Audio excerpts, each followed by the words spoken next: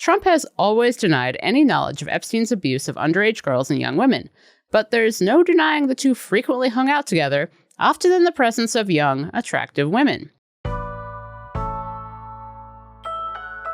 It's Tuesday, July 22nd. I'm Jane Goldstein, and this is What a Day, the show that is noting that, according to CBS News, President Donald Trump's approval among 18 to 29-year-olds has gone from plus 10 in February to minus 44 in July.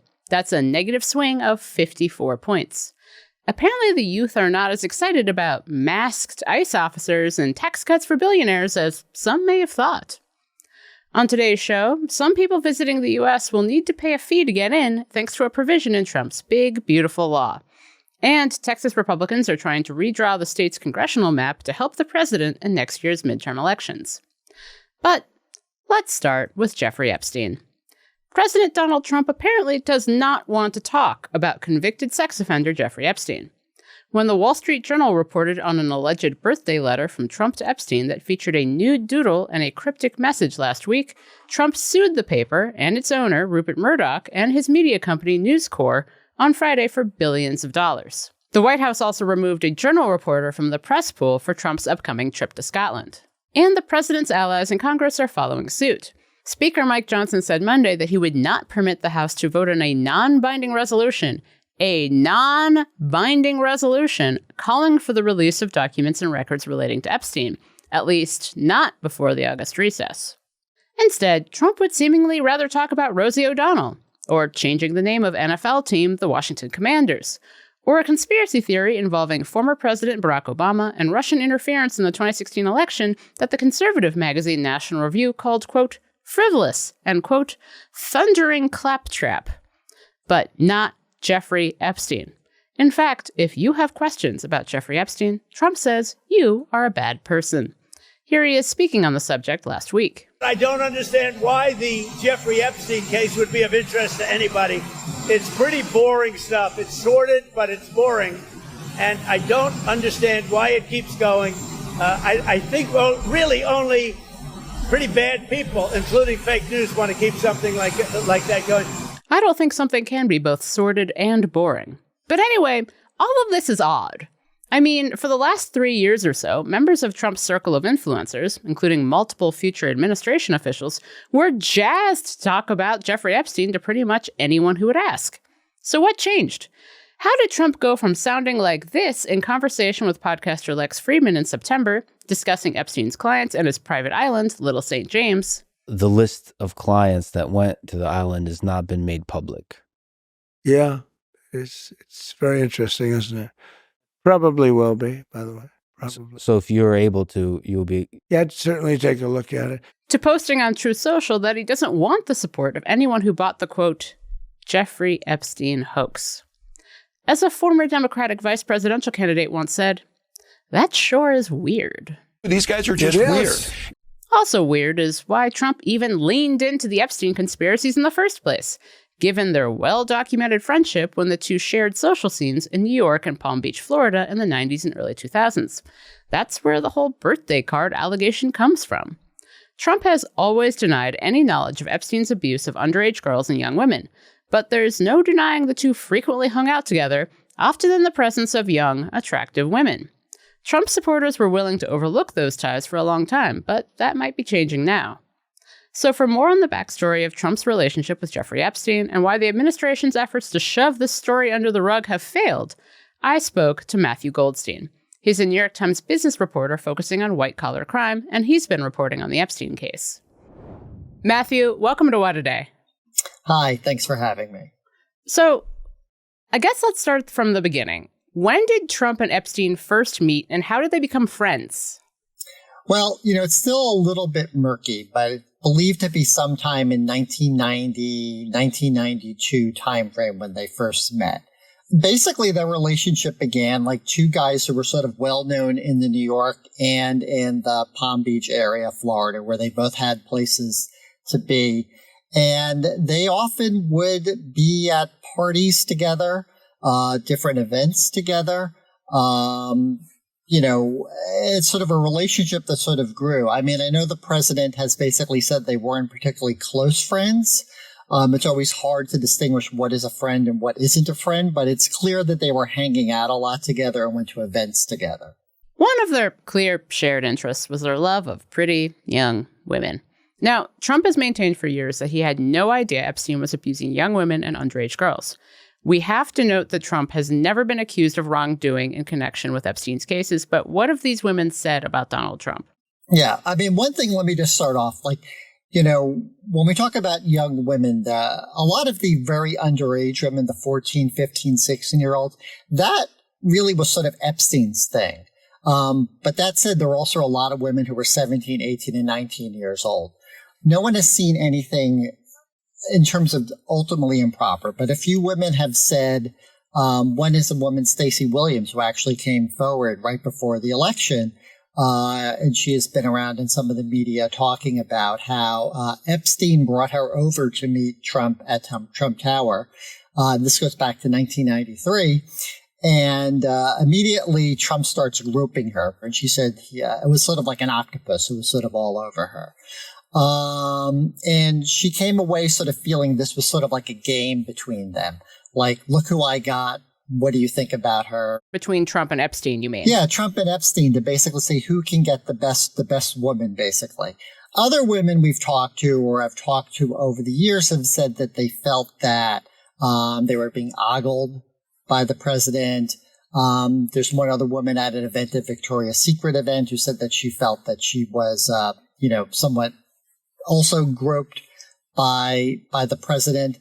But, it was a lot of what it is. It seems to be sort of like this, like I said, this competition, which, is just sort of creepy and weird. And obviously at that time, they were probably like in their 40s. And most of the women they were going after were like basically 20, 21 at that time. Eventually, Trump and Epstein had a falling out over a real estate deal in Florida around 2004. What happened? Well, there's several different versions of their falling out. So the real estate deal was they both were vying for the same property in Florida. And apparently Trump won out and Epstein was pissed off and they had a fight and that sort of ended to their relationship. Trump's argument is actually that the real estate issue really wasn't that important. What really happened was he was upset because he found out that Epstein had tried to approach the daughter of a Mar-a-Lago club member. When did he start telling that story? He started telling that story when he was asked about Epstein, like basically around 2008, 2009. It's very well possible both versions are somewhat right, because one can clearly see that Epstein had made an approach to women at Mar-a-Lago too. Trump has told that version to a bunch of other people. He told it to Brad Edwards, who was one of the big lawyers for the victims in the Epstein cases. And when Edwards was doing work on litigation in 2009, he had reached out to Trump about Epstein and about the relationship. And that was like the basic standard line that Trump has said. And he has sort of generally stuck to that line since.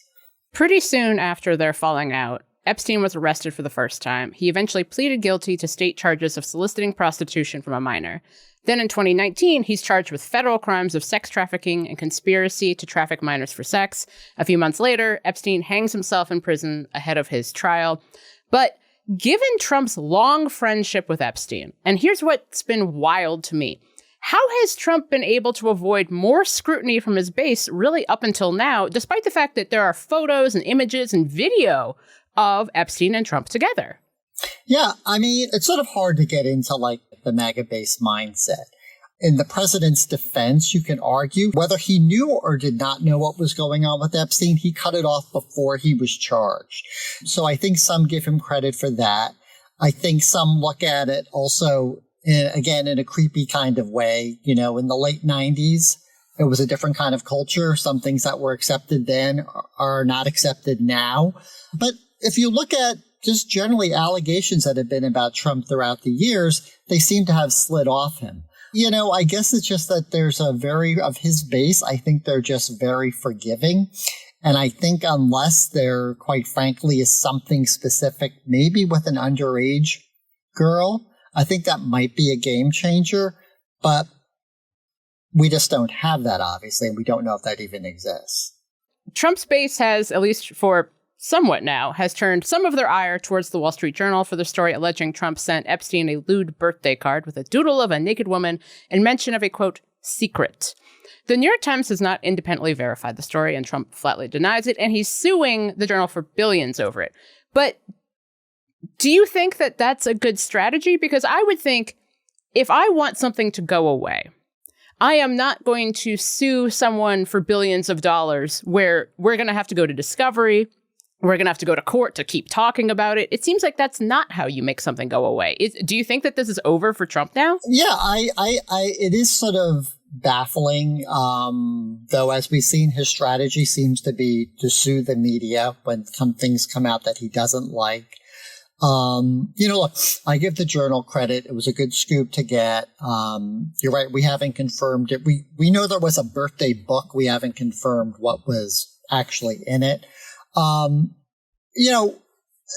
me, it doesn't really change the dynamic of what people have sort of thought. They were friends. We know that. So to me, I almost think you could have said, okay, it was a birthday book. I signed it. Big deal. I think maybe this is just part of his general strategy of trying to rally the base and distract from it.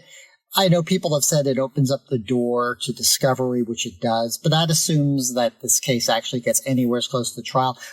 My guess is probably within a month or so, maybe they quietly dismiss this lawsuit and just let it die or something and move on, or maybe they happily hope it doesn't survive a motion to dismiss and goes away, and then they can say at least we put up the good fight.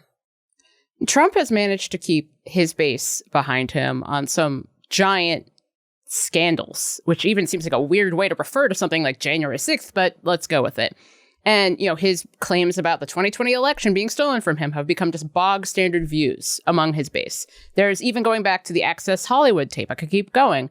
This feels different. Why has this turned into one of the biggest controversies of his second term, at least among the cracks it's creating among his base, especially the most visible members of his base? Is it because he basically did it to himself? Yeah, I think yes and no. And this is where I come in. I've been reporting what I call the money trail for the past 6 or 7 years on this.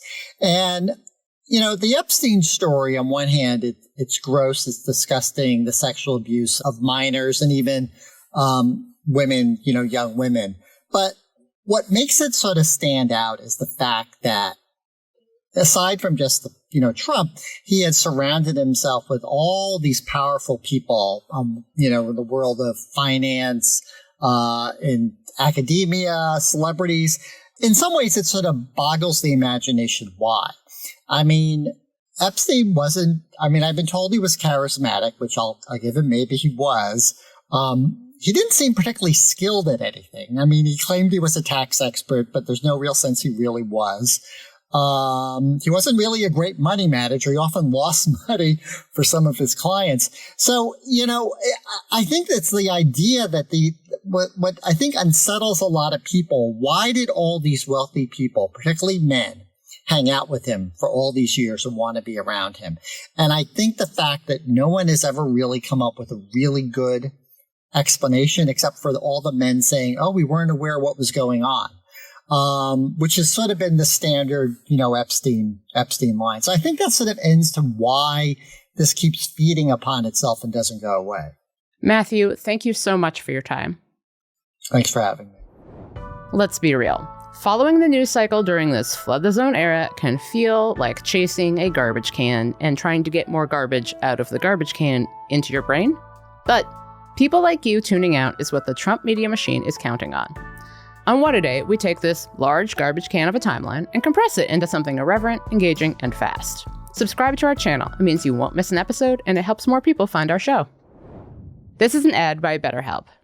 Workplace stress is not one of the top causes of declining mental health, with 61% of the global workforce experiencing higher than normal levels of stress. Yeah, I know.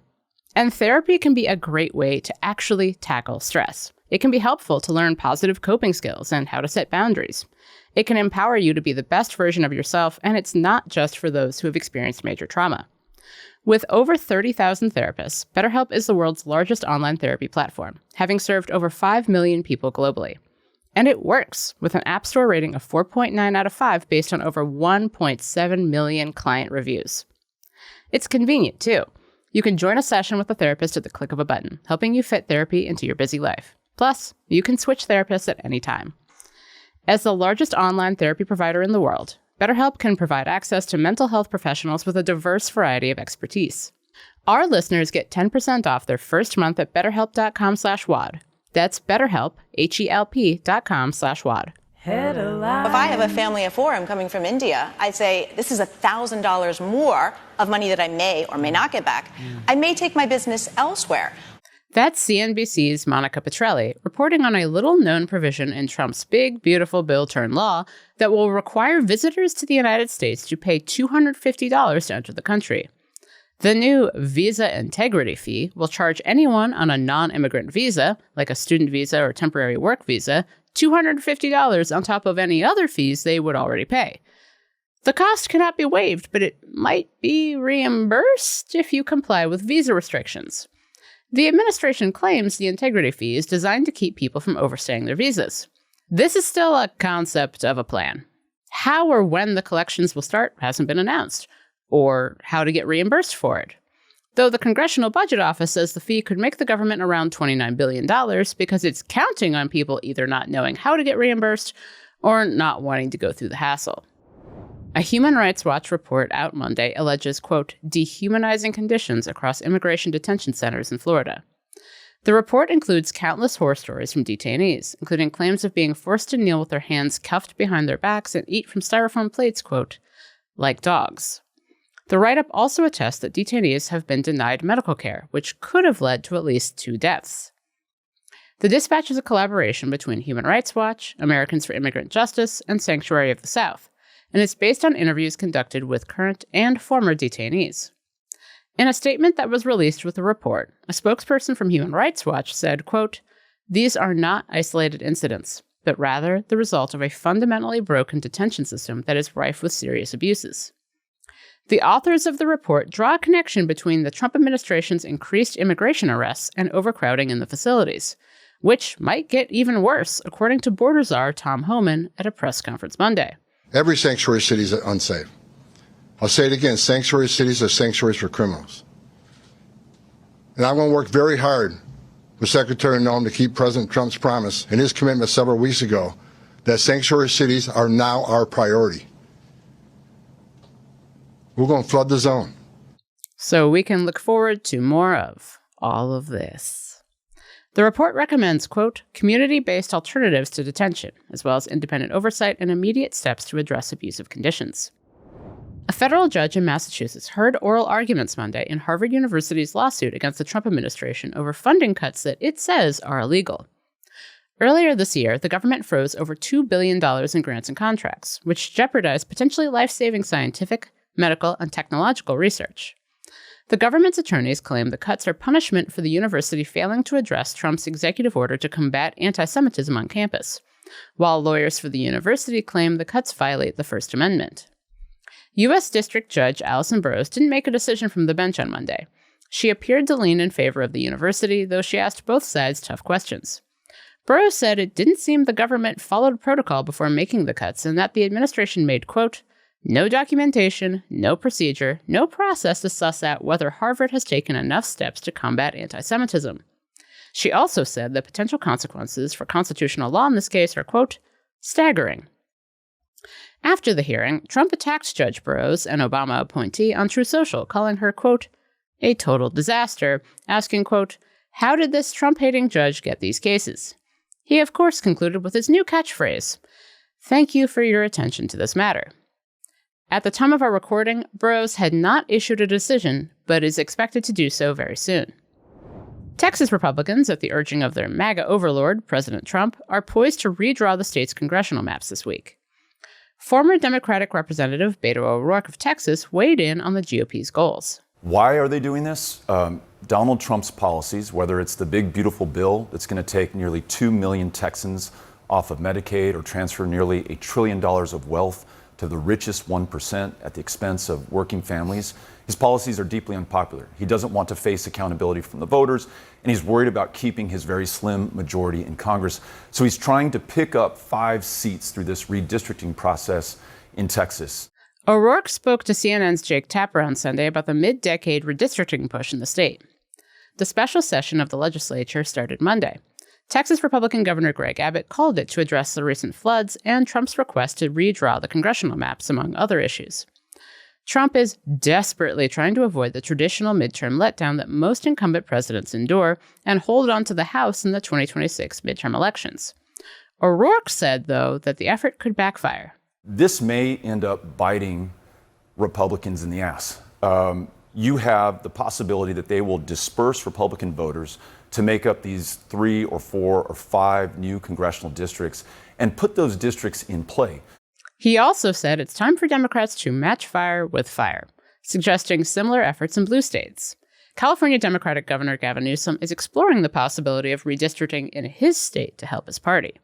And that's the news. That's all for today. If you like the show, make sure you subscribe, leave a review, thrill at what Donald Trump is going to try to wave at us to distract from the Epstein case next, and tell your friends to listen.